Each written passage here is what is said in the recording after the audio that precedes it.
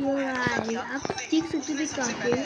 आज प्यार एबॉर्ड है भैया। तुम्हें देखो तुम लोग राइडर्स खेल के बोर हो चुकी बट हो रही है एबॉर्ड है। अगर लगा भी चाहते हो तो तुम्हें हैकिंग करना पड़ेगा बट तुम हैकिंग तो नहीं कर सकते तो इसलिए तो बस मेरा फॉलो करती जाओ गाइस यार।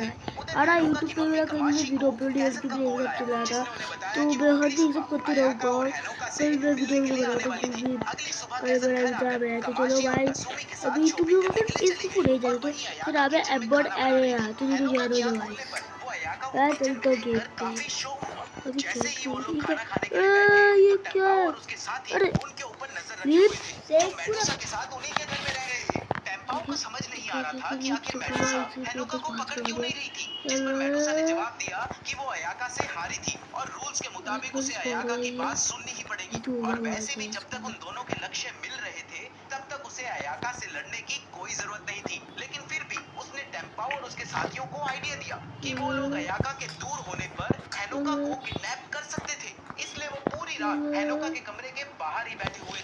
चलो हाँ यार ये बाहर कैसे आ रहा है तो और अब मुझे उधर भी जाना पड़ेगा। ओके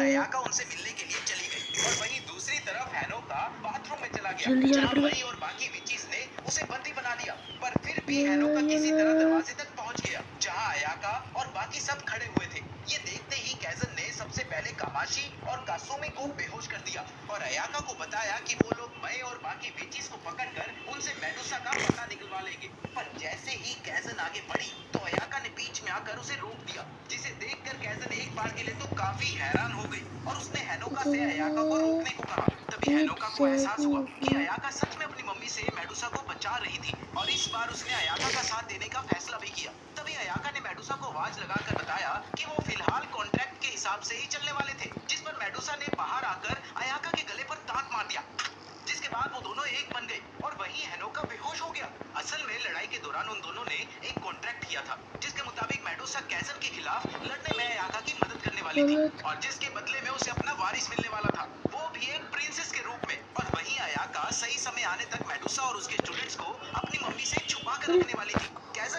रीप से ओके चलो अरे इससे आ रहा है मुझे शिट राइट शिट शिट चलो चलो ए,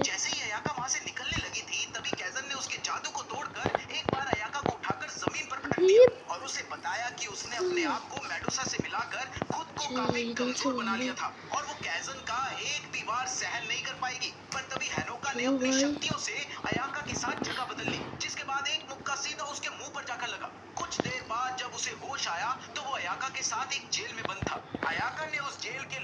ये बंदा मेरा ये मेरा बंदा है यार चलो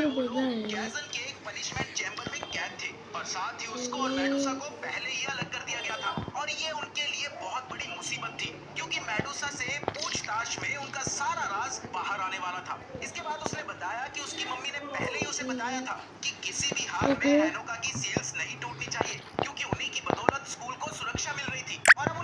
हे यार चलो यार ये बोलो बोलो बोलो दे दे रहा है अरे हाँ यार ये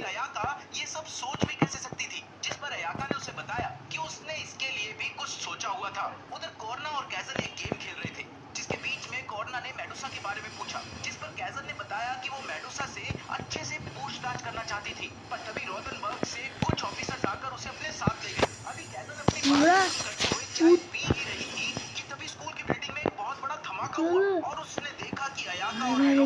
पूछ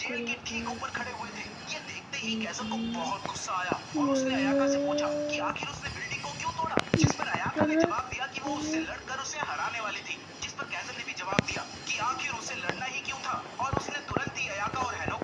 ये ऊपर से मारा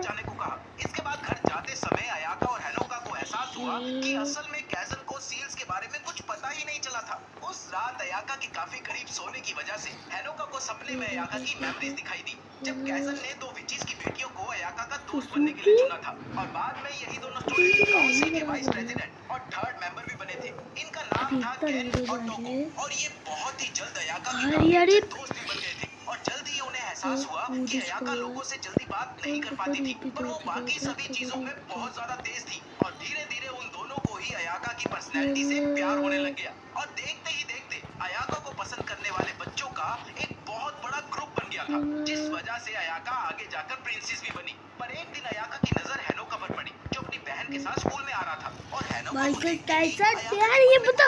और उसने हमें जवाब देता मुझे बताया कि उसे वो खास इंसान मिल गया था जिसकी वो जिंदगी भर रखवाली करने वाली थी। अगले दिन कासुमी सुबह उठकर पिछले दिन की बात याद करने की कोशिश कर ही रही थी कि तभी उसने देखा कि किचन में टेम्पाओ और उसके साथी बैठकर खाना खा रहे थे। रूप बोले जा रहा है ऋषि को और इसके बाद वो हैनोका को उठाने के लिए उसके रूम में गई जहां उसने एक बार फिर से हैनोका और अयाका को एक दूसरे के बहुत पास देखा और इस बार अयाका ने एक नर्स की कॉस्ट्यूम पहनी हुई थी। इसके बाद वो सभी स्कूल के लिए निकल गए और सबको लग रहा था कि अब सब कुछ ठीक था पर वही हैनोका का लॉकर लेटर से भरा हुआ था जिसमें उसे गालियां पड़ रही थी और साथ ही सब चाहते थे कि वो स्टूडेंट काउंसिल से क्लास में भी हैनोका एक नालायक बच्चा ही था जिसे किसी भी सवाल का जवाब नहीं पता था। लंच टाइम में उन्हें शीशा टूटने की आवाज आई और जाकर देखने पर उन्होंने देखा कि पूरा स्कूल उथल पुथल हो रखा था। सभी बच्चे स्कूल में पागलों की तरह भाग रहे थे, कुछ बच्चे सिगरेट पी रहे थे तो कुछ बच्चे बाइक चला रहे थे। ये सब देखकर हैनोका को कुछ भी समझ नहीं आ रहा था कि तभी अयाका ने उसे बताया कि ये सब हैनोका के प्रेसिडेंट होने का विरोध कर रहे थे।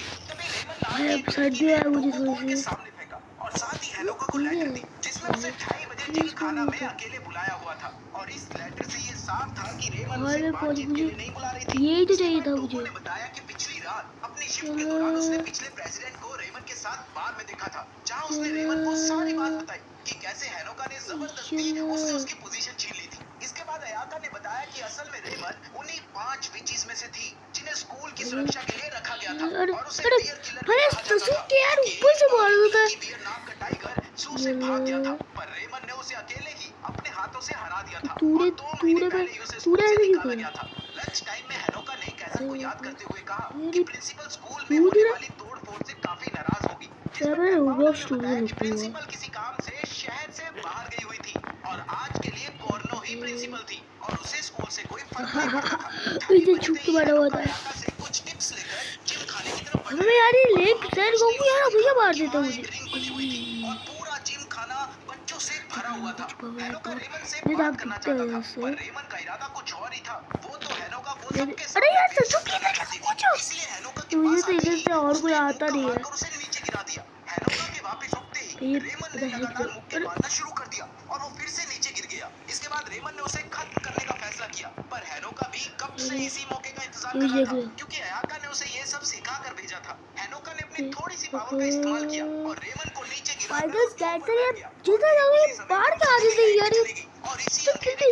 अयाका टेम्पा और उसके साथी भी वहां पहुंच गए। रेमन ने टेम्पा और उसके साथियों को तो आसानी से हरा दिया पर अयाका ने उसे एक ही बारी में नीचे गिरा दिया जिसके बाद सभी विचीज ने हैनोका को ऐसी पोजीशन में पकड़ा जैसे उसी ने रेमन को हराया हो। इस सब के बाद हमें पता चला कि इस सब की प्लानिंग अयाका ने एक हफ्ते पहले से ही करी हुई थी, वो भी प्रेसिडेंट के साथ मिलकर ताकि वो हैनोका को स्कूल में बाहर को रहा है किस कुछ ऐसा ही। इस लड़ाई के बाद हैनोका पूरा स्कूल में काफी मशहूर हो गया था। कुछ मुझे हमेशा मारता था हैनोका को लेकर एक बहुत ऊंची बिल्डिंग की छत पर पहुंची जहां उसने हैनोका को बताया कि आज वो हैनोका को जादू के इस्तेमाल से खुद को बचाना सिखाएगी। ये सुनकर हैनोका काफी हैरान अबे यार फाइटिंग कैसा पूछने पर मुझे तो कहा जाता है सब सिखाने के लिए मना कर दिया था पर आज वो अचानक से उसे ये सिखा रही थी। इसके बाद अयाका ने अपनी फायर के हमला करने से पहले हैनोका को जादू की मदद से बचने को कहा पर फिर भी हैनोका उसे रोक नहीं पाया जिसके बाद अयाका ने उसे एक बार फिर से कोशिश करने को कहा पर अयाका के जादू को देखकर ही हैनोका डर गया था और साथ ही इसी बीच उसने अपने आप को चोट भी लगा ली जिसके बाद अयाका ने अपने फायर एनिमल को रोक दिया और खुद हैनोका के पास जाकर उसका हाल पूछा जिस पर हैनोका एकदम से खड़ा हुआ और उसने अयाका पर इल्जाम लगाया कि वो सिखाने के लिए अयाका को थोड़ा सख्त बर्ताव करना ही पड़ेगा। जिसके बाद अयाका ने उसे कुछ सेकंड घूरने के बाद छत से नीचे गिरा दिया और साथ ही उसे किसी ऐसी चीज को याद करने को कहा जो उसे इस वक्त बचा सकती है। नीचे गिरते वक्त एक फायर स्टिक लगातार उस पर हमला कर रही थी और वहीं दूसरी तरफ अयाका भी लगातार उधर हैनोका ये सोचने में लगा था कि ऐसे समय पर कौन अयाका की चुप याद आई, करो। जिसके बाद अयाका का एक तो अवतार मैंने उसके कुछ भी सामने नहीं आ दिया, गया। मैंने बस नर्स गड़बड़ के दोबारा। कॉस्ट्यूम में था। वो अरे अवतार ने ऊपर मुक्का को मारकर एक बिल्डिंग को तोड़ दिया, जहां कोरना और कोचीरा साथ में चाय है पी मैंने रहे से थे। और कितने ये वो बिल्डिंग करवा दिया टूटते ही यार, कोरना ने कितने बताया भी नहीं कि ये मारा ये। काफी ताकतवर जादू था जो और भाई हैनो का बुलाने का बिना तो सिर बोला है। तोड़े ये नहीं कर सकता था। उधर इतना जादू करने के बाद हैनो का काफी थक गया था और अयाका की गोद में ही सो गया, जिसके बाद वो उसे घर ले गई। उधर कैजन एक अंडरग्राउंड टनल ये में किसी चीज की तहकीकात कर रही डेट थी कि कॉलर हो तभी यार। लेमन भी वहां पहुंच अरे गई यार और यार पूछने सी पर उसने गलती मैंने बताया कर कि दूंगा उसे यार, वीडियो कैजन का पसंद आएगा पता जो ढूंढने सब्सक्राइब का था कर दो और जल्दी वो से वहां वीडियो को उसे लाइक ये करो। बताने के लिए आई थी चलो कि टावर